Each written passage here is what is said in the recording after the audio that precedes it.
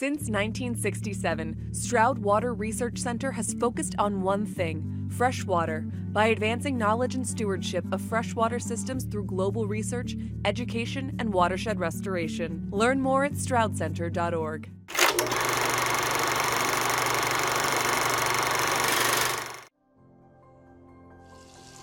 Water. No life on Earth can be sustained without it. But few of us ever think to ask, where does our drinking water come from? And how do we know it's safe?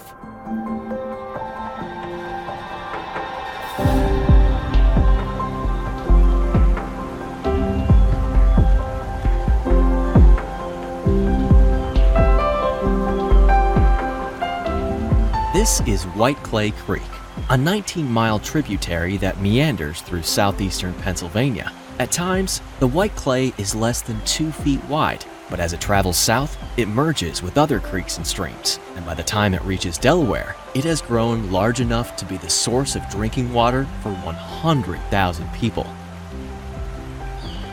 Most people don't think about their water. Unless it tastes funny, it looks funny, or it doesn't come out, they don't think about it.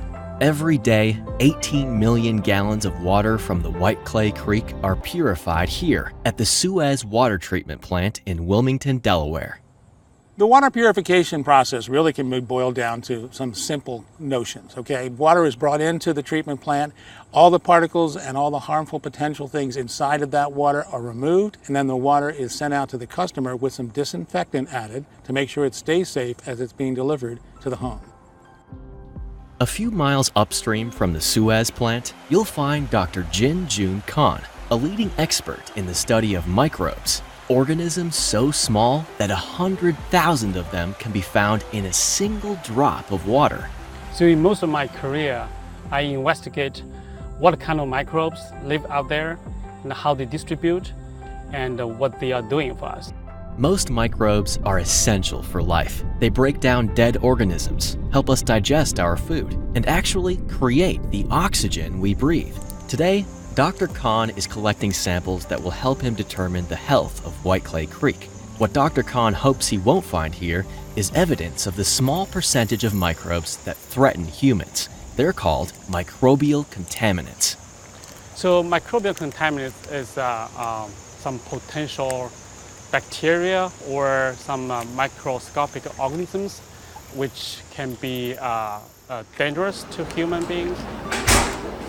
Microbial contaminants aren't visible to the naked eye, so until recently, identifying the source was difficult and time-consuming. But now, new enzyme-based technology allows Dr. Khan to employ a method called source tracking. By feeding special food to the microbes in his water samples, Dr. Khan can quickly determine if microbial contaminants are present by the fluorescent color they produce. Then, he uses DNA to quickly determine the culprit, anything from a cow grazing in an open stream to a migrating Canadian goose. Microbial contaminants, normally you can find them from the broken septic systems, the dairy farms, from the animals, and wildlife as well.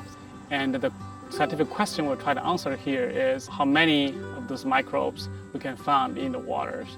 And if we have a high number of them, we try to figure out where they come from and try to help people to reduce the potential sources, reduce the potential contaminants. The actual process of purifying water is difficult to see. It begins in large basins that separate sediment and sand, and then the water is moved through a series of sophisticated filters. The goal is the same as that of Dr. Khan and his fellow researchers, to make sure that harmful contaminants are kept out of the water supply.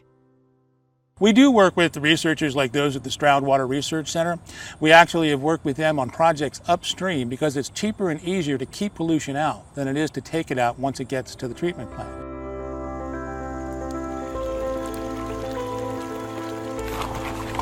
Dr. Khan's research, along with the work at plants like Suez, has long-lasting and far-reaching implications. If sources of contamination can be pinpointed and then quickly remedied, huge steps will have been taken to ensure that the water that comes into our homes will be safer than ever.